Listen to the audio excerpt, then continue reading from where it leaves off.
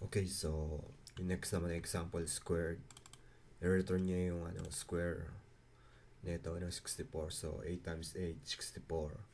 So pag ginamit nyo to, i-return niya yung square. So yan, ito yung example. So kapag sa calculator, di ba meron ito? So yan, sa built-in, marami to. So C# built-in function.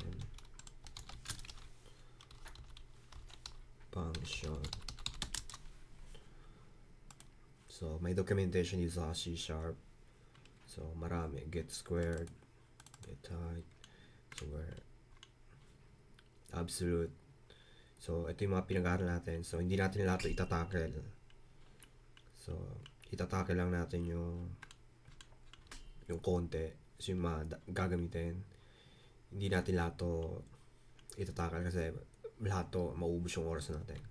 So ang dami nito, basahin nyo to. So ito yung built-in function sa math. Sa Microsoft meron silang documentation. So basahin nyo kung interesado kayo.